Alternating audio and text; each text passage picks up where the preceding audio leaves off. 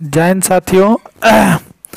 आज जो है हम लेके आए हैं SSC GD previous year question जो 45 सेट में पूछा गया है और बहुत ही आसान क्वेश्चन होने वाला है। तो इसको लाइक शेयर और सब्सक्राइब ज़रूर कीजिएगा और देखिएगा कि आपसे कितना बन पाता है, और जितना भी हो पाएगा नीचे कमेंट बॉक्स में लिखिएगा कि 25 में आप कितना सही और कितना गलत किए हो। इससे आपका एक लेवल पता चलेगा और ये आपके जीडी के लिए फ़ायदेमंद भी रहेगा जो आगे होने वाला है। तो चलिए हम लोग इसकी शुरुआत करते हैं, और एक रिक्वेस्ट बार बार इसलिए करता हूं कि लाइक शेयर कर दीजिए ताकि उससे हमें मोटिवेशन मिलता रहता है, आपके लिए अच्छी अच्छी वीडियो बना के लाते रहते हैं। पहला क्वेश्चन देखिए, कहता है कि from which Harappan site on statue of a priest has been found. तो किस साइट पे जो है स्टोन स्टैच्यू वगैरह मिला था? तो ये मोहनजोदड़ो में मिला था। एरिया जो था पाक और अफगानिस्तान के साइड था। 1922 में जो है राखलदास बनर्जी के द्वारा जो है इसको खोजा गया था, जिसको मृतकों का टीला भी कहा जाता है। मोहनजोदड़ो राजधानी हुआ करती थी उस समय की। तो ये सारी जानकारियाँ आपके पास आपके स्क्रीन पे भी दिख रहा होगा। तो ये पहला क्वेश्चन आपका रहा, और भी दूसरा क्वेश्चन हम लोग करेंगे। तो चलिए आगे बढ़ते हैं दूसरे क्वेश्चन की तरफ। कहता है कि दूसरा क्वेश्चन है व्हाट इज लीचेन। तो लीचेन जो है ये एयर पॉल्यूशन से रिलेटेड है, जो बहुत बार आप लोगों से पूछा जाता है कि लीचेन क्या है। ये रहा तीसरा क्वेश्चन। कहता है who among the following held the office of vice president for the longest time. Longest time के लिए कौन से वाइस प्रेसिडेंट रहे, उपराष्ट्रपति रहे? तो ये डॉक्टर राधाकृष्णन रहे थे, जो 1952 से 1962 तक रहे थे। ये सेकेंड राष्ट्रपति थे। पहले राष्ट्रपति हमारे जनवरी 1950 से 1962 तक रहे थे डॉक्टर राजेंद्र प्रसाद, और डॉक्टर राधाकृष्णन ही थे जो पहले मुस्लिम राष्ट्रपति थे जिनकी कार्यकाल के दौरान ही मृत्यु हो गई थी। वैसे सेकेंड नंबर के वाइस प्रेसिडेंट थे, उपराष्ट्रपति जिन्हें कहा जाता है, जिनकी जो है कार्यकाल के दौरान ही मृत्यु हो गई थी। पहले मुस्लिम राष्ट्रपति भी यही थे। चलिए हम लोग आगे बढ़ते। डॉक्टर राधाकृष्णन जो 1952 से 1962 तक रहे, सेकेंड नंबर के थे, और पहले नंबर पे जो प्रेसिडेंट थे वो जनवरी 1950 से 1962 तक रहे डॉक्टर राजेंद्र प्रसाद, और ये मुस्लिम राष्ट्रपति थे जो कार्यकाल के दौरान ही जिनकी मृत्यु हो गई थी। उस समय जो है बहुत प्रीवियस टाइम की बात है, 1950 से 1962 तक इनका कार्यकाल रहा था। और लाइक शेयर और सब्सक्राइब जरूर कर दीजिएगा चैनल को, और अपने दोस्तों को भेजिएगा ताकि शिक्षा सही जगह तक पहुंच पाए। और सबको ये चूँकि फ्री है, कोई सब्सक्राइब करने में कुछ लगता नहीं है, तो आप सब्सक्राइब करके हमें मोटिवेशन जरूर दें। Thank you. हम लोग पढ़ते हैं चौथे क्वेश्चन की तरफ। कहता है कि under what condition can the president issue an ordinance. Ordinance मतलब आप लोग जानते हैं अध्यादेश। किस स्थिति में जो है ये जो किस आर्टिकल में ये लागू किया जाता है? तो ये आर्टिकल 123 में लागू किया जाता है। और कंडीशन क्या होगा?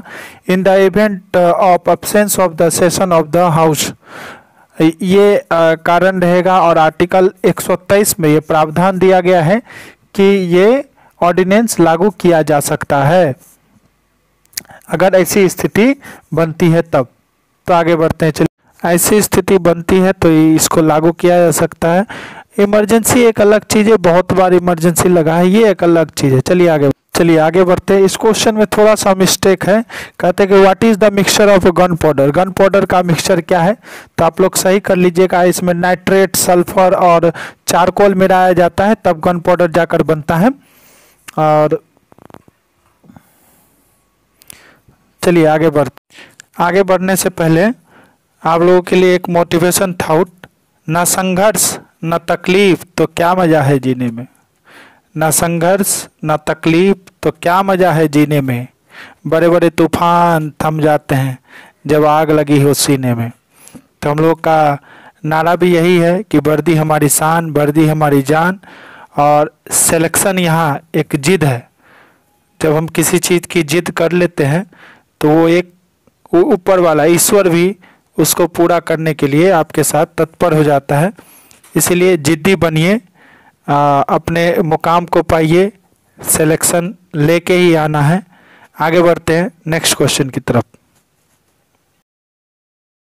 नेक्स्ट क्वेश्चन की तरफ बढ़ते हैं। कहता है कि India has invited the president of which country to come as the main event on the Republic Day. ये लास्ट टाइम की बात है। ये इससे पहले जो है इस सूरीनाम के को बुलाया गया था। आप लोग बताइए कि 2021 में जो है किसे बुलाया गया था, 2021 में किसे बुलाया गया था? आंसर कीजिएगा जल्दी जल्दी, और किसे बुलाया गया था बताइए। तो 2021 में किसी को नहीं बुलाया गया था अतिथि के रूप में, मेन गेस्ट के रूप में किसी को नहीं बुलाया गया था कोविड के चलते। आगे बढ़ते हैं हम लोग। आगे बढ़ने से पहले आप जानते हैं कि इस चैनल का एक ही उद्देश्य है, सही शिक्षा को सही जगह तक पहुंचाना। सिलेक्शन यहाँ एक जिद है। कहता है there is a touch angle of clean water and clean glasses. तो इसका एंगल बताइए। तो ये 0 डिग्री का होता है, आप सबको मालूम है ये 0 डिग्री का होता है। तो बहुत ही इम्पोर्टेंट और प्यारा क्वेश्चन है। इसको वेरी वेरी इंपॉर्टेंट में आने वाले हो सकता है एग्जाम में भी ये आए, और बहुत सारे एग्जाम में ये पूछा भी गया है। चलिए आगे बढ़ते हैं नेक्स्ट क्वेश्चन की तरफ, जो बहुत ही इम्पोर्टेंट है।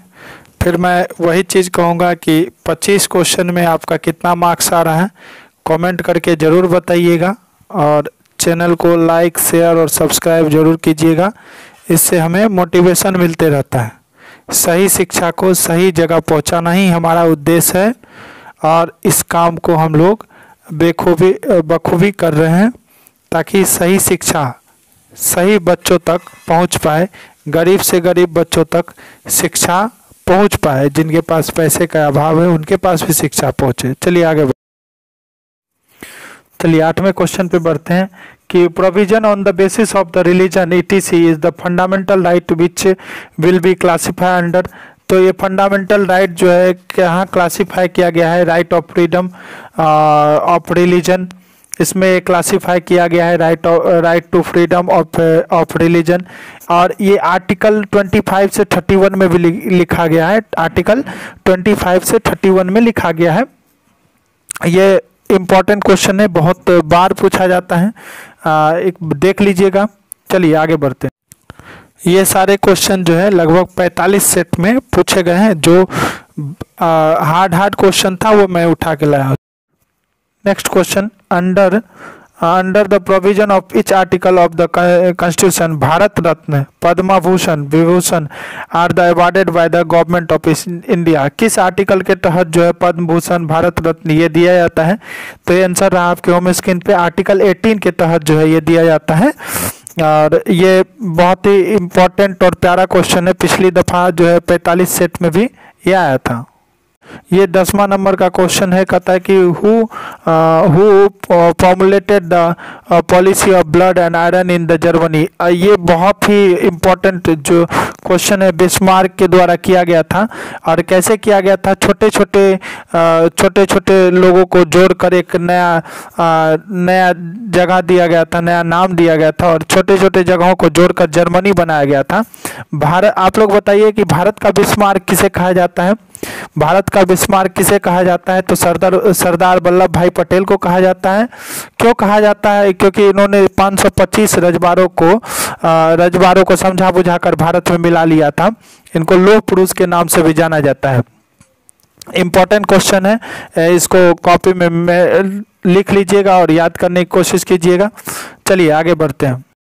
आगे बढ़ने से पहले फिर आपसे एक ही रिक्वेस्ट कि चैनल को लाइक शेयर और सब्सक्राइब जरूर कर दीजिएगा, और अपने दोस्तों तक भी भेजिएगा, ताकि सबको शिक्षा जितना बांटिए उतना बढ़ता है। चलिए 11 नंबर के क्वेश्चन की तरफ बढ़ते हैं। कहता है कि which of the following continent is the largest by area. तो लार्ज एरिया के आधार पे अफ्रीका सबसे बड़ा है।